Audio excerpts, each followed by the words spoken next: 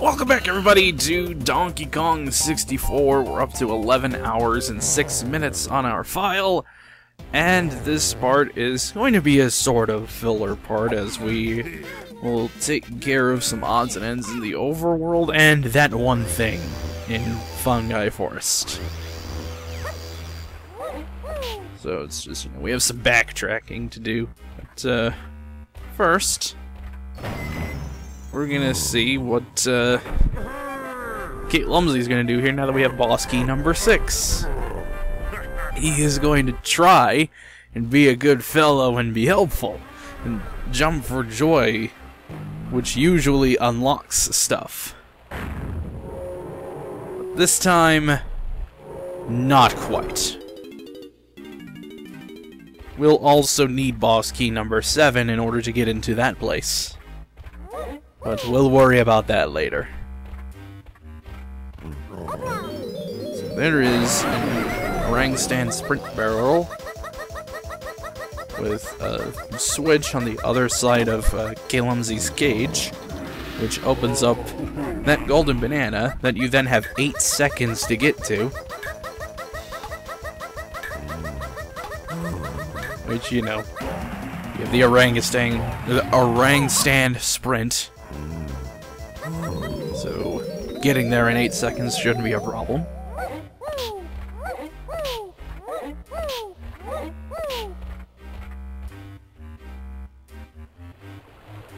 Alright. Now we have a little dealy bob to do with Tiny Kong.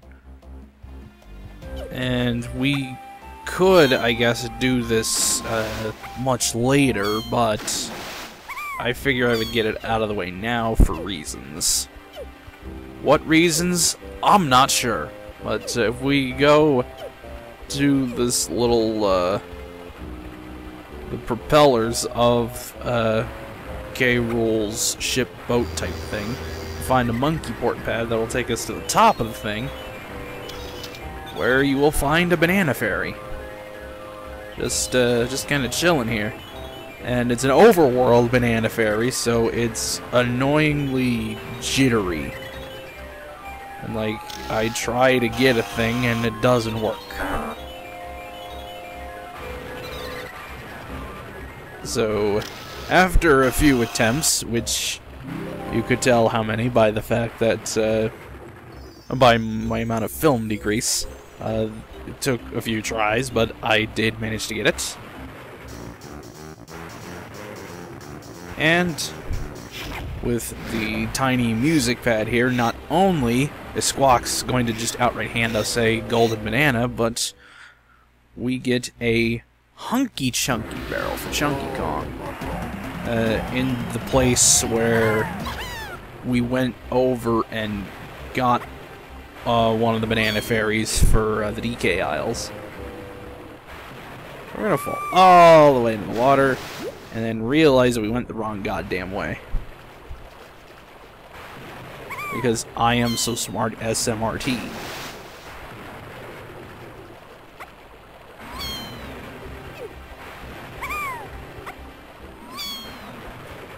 And we'll eventually make it back to Banana Port 1.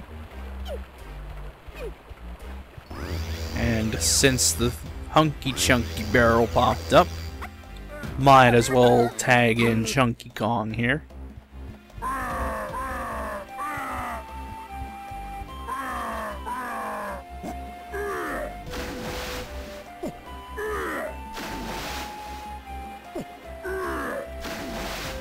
And once we get to the hunky chunky barrel, you may have noticed, if you did your little exploring around the DK Isle, there was a platform with a big old white X on it, which we're swimming to now. And you can only affect this as Hunky Chunky. That's gonna blow up this boulder to reveal a golden banana. We're gonna keep our Hunky Chunky form just because it's gonna make traveling a little faster. You could get this once you have this activated, you can get this banana without Hunky Chunky, but this is just faster.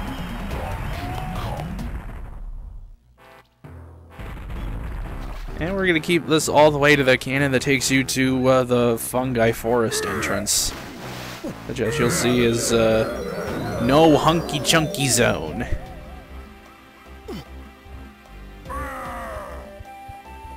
And since there is a tag barrel right close to the entrance to Fungi Forest, we're going to tag out Diddy Kong here and get to a bonus barrel that I could have gotten earlier, but I just completely forgot it was there. It's atop DK's head on the DK aisles, but not that high up. It's right over here. And the bonus stage is a Peril Path Panic. And these are relatively simple.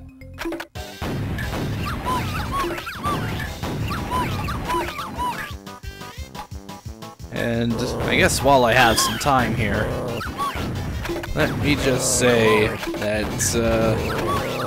I am not looking much forward to World 7, because World 7 is a pain in the ass for a variety of reasons that we'll get to once we actually reach World 7, which won't happen until Part 30. Just because of the cleanup we're doing here and now. But we save 10 fairies in the Peril Path Panic, and we're getting close to being entirely done with the overworld, which is nice.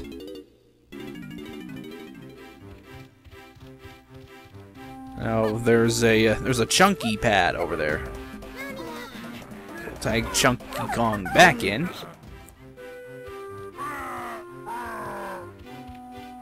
And with the Gorilla pad, we unveil a battle arena. The second one for the overworld. Yeah, there are two battle arenas in the overworld. This one's called Forest Fracas. We've got the skeletonized claptrap. No, not claptraps. The skeletonized critters, which I forget their names entirely because I am bad at enemy names. And we've also got a Kasplat, just sort of hanging out. And since you're forced to go into this battle arena as Chunky, this is fairly simple because his running beam maneuver, like I've said previously, is very controllable. Like, you actually feel in control of it, is what I mean. And once you get later into this particular battle arena, a second of those skeleton critters show up. But not terribly difficult. And we get ourselves the second battle crown of the DK Isles. And now we'll tag in Lanky Kong. Now it's time to enter Fungi Forest again for that one thing.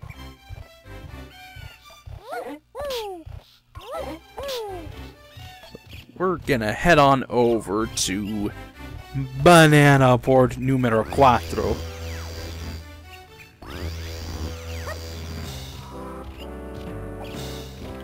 And we're going to have ourselves a rematch with this rabbit.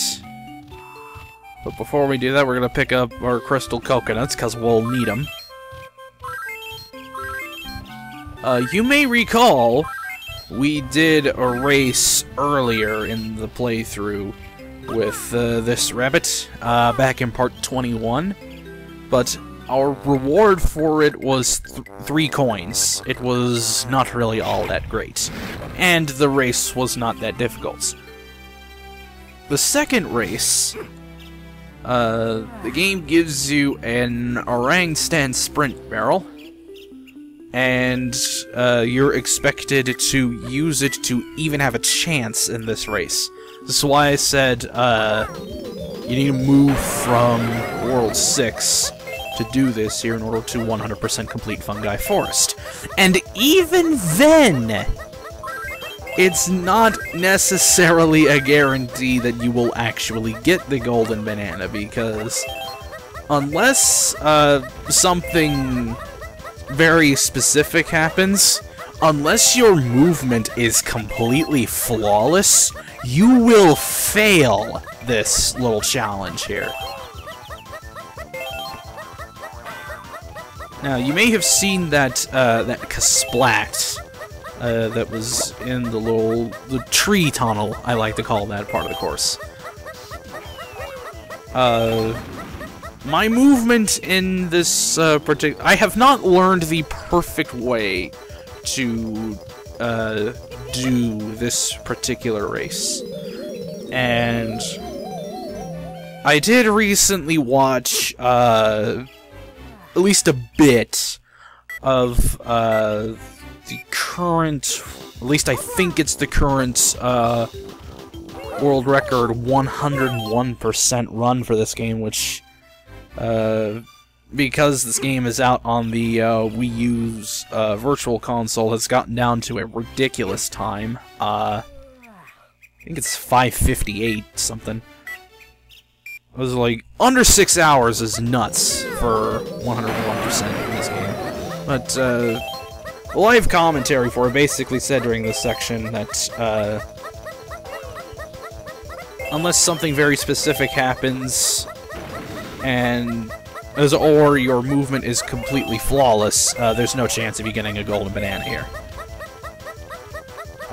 There was a Kasplat in the tree tunnel, and a way to, I guess, give you an actual chance to beat this is to hope that the rabbit gets caught on the Kasplat.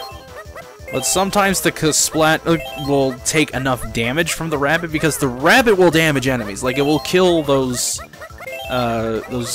grenade-throwing dudes. But it takes a little while for him to kill a Kasplat. It's not a one-hit deal. But sometimes he will just outright kill him. And you have to wait for him to respawn to have a chance, so yeah. Another thing you could do if you've messed up your movement and pretty much have made it so that you have no chance at actually winning the race, I suppose, is to go through the gates out of order.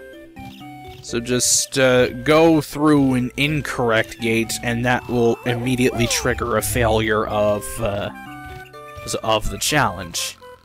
Save yourself a little bit of time, and also make sure that you're not wasting your crystal coconuts by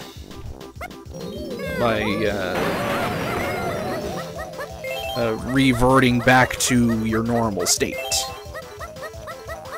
So this is the successful run, and you're gonna see what I'm talking about with the Kasplat. So he'll get caught on the Kasplat because he can't kill it right away. It's the only enemy in this area that he can run into that won't die immediately. So I see that happen. I know this is a huge chance for me to actually complete the thing. I'm just gonna barely make it on my crystal coconuts. If I had failed this one, I would have had to do a crystal coconut run, where I would find up some crystal coconuts and such. But don't have to worry about it now, because we finally got the trophy, the golden banana. This nightmare is over.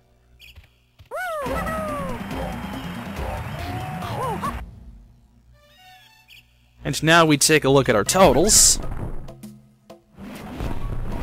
And see that Fungi Forest is clear. And so is Crystal Caves. And DK Isles is coming along nicely. Only 4 golden bananas to go. Or are there? So, in part 30, we actually go into World 7. And like I said, I'm not looking forward to it. So I hope you are. See you then.